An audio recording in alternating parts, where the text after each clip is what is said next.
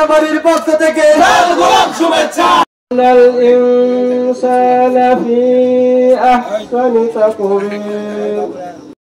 আবুল বাশারকে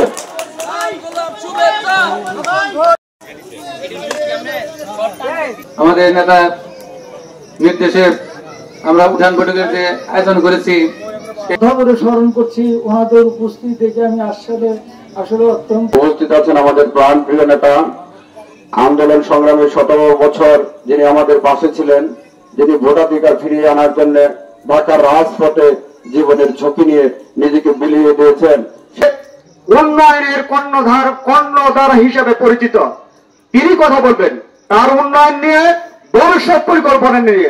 শুধু আমি আপনাদের এই কথাটা বলতে চাই, আমাদের প্রিয়তা তারুণ্যের অহংকার তারেক রহমানের একটি কথা আপনারা ইতিমধ্যে শুনেছেন, ধর্ম যার যার, এই বাংলাদেশটা সবার।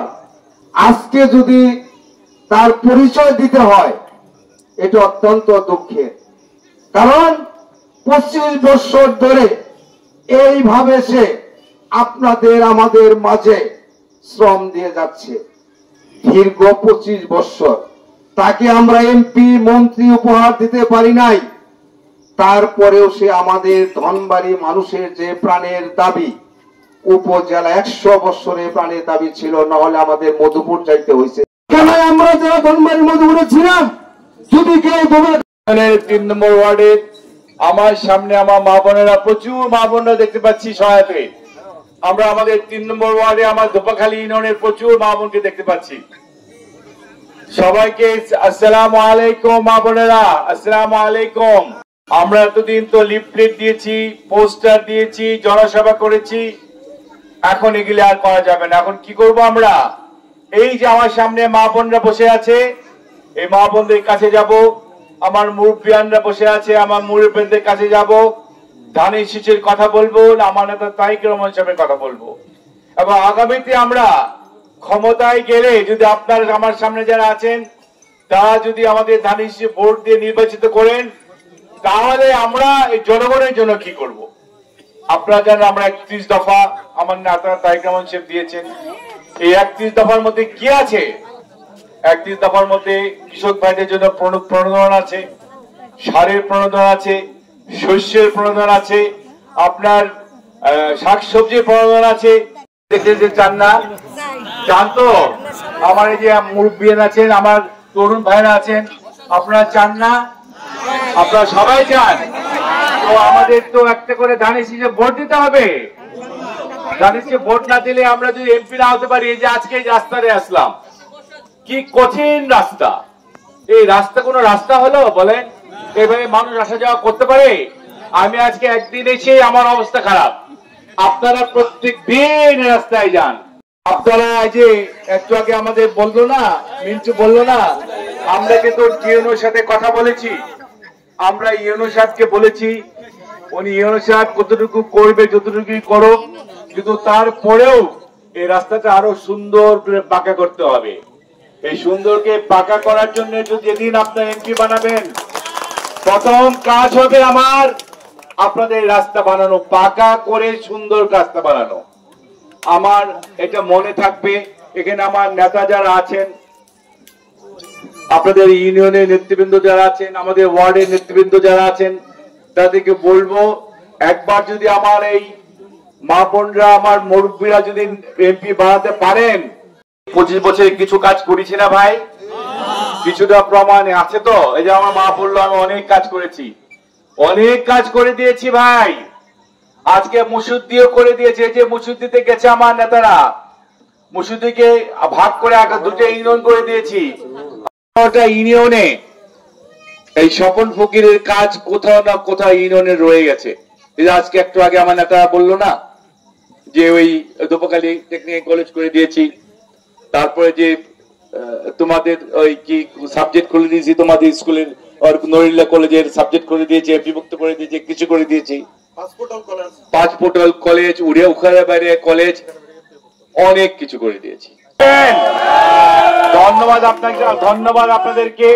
মুর্শিদাবাসীকেও একই কথা বলবো, মুর্শিদাবাসীকে একই কথা বলবো। আমরা কি করতে চাই?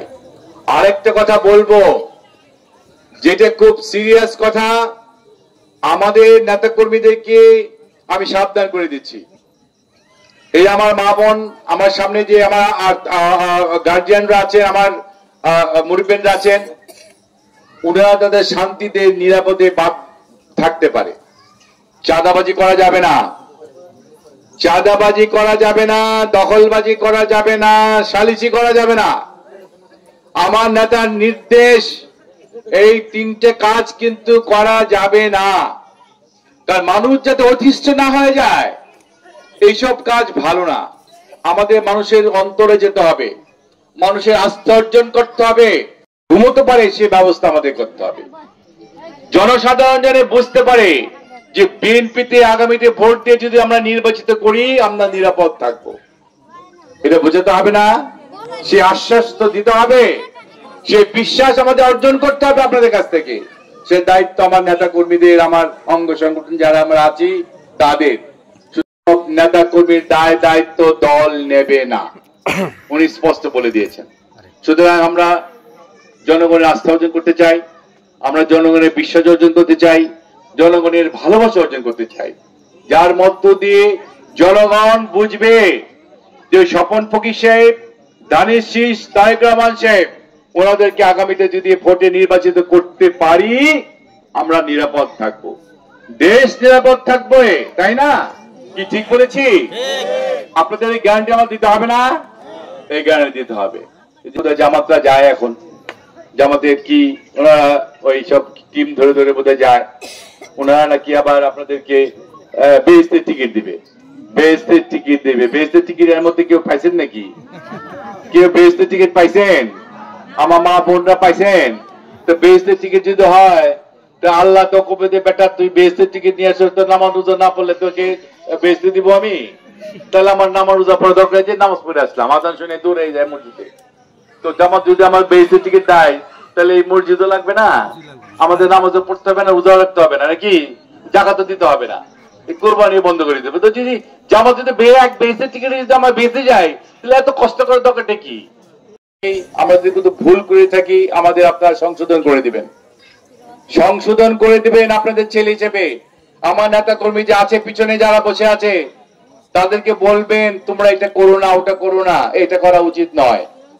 কিন্তু আমাদের দিকে রাগ কইরা, নেতাদের উপরে রাগ কইরা আপনাদের আমাদের কাছ থেকে, ধানের শীষের কাছ থেকে মুখ ফিরিয়ে নেন না। কারণ এই দেশে আগামীতে যদি ক্ষমতায় নিয়ে আসেন, এই দেশ ভালো থাকবে, এ দেশ ভালো থাকবে, এ দেশ দিল্লিমুখী হবে না। পুলিশে দিব, তাদেরকে আমরা পুলিশে দিব, বলে দিলাম।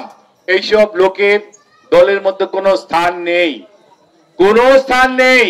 আমরা জনগণকে ভালোবাসি, জনগণকে শান্তি দিতে চাই, জনগণকে নিরাপদ দিতে চাই, মানুষের জন্য কল্যাণে কাজ করতে চাই, স্কুল কলেজ মাদ্রাসা রাস্তাঘাট ব্রিজ কালভার্ট করতে চাই।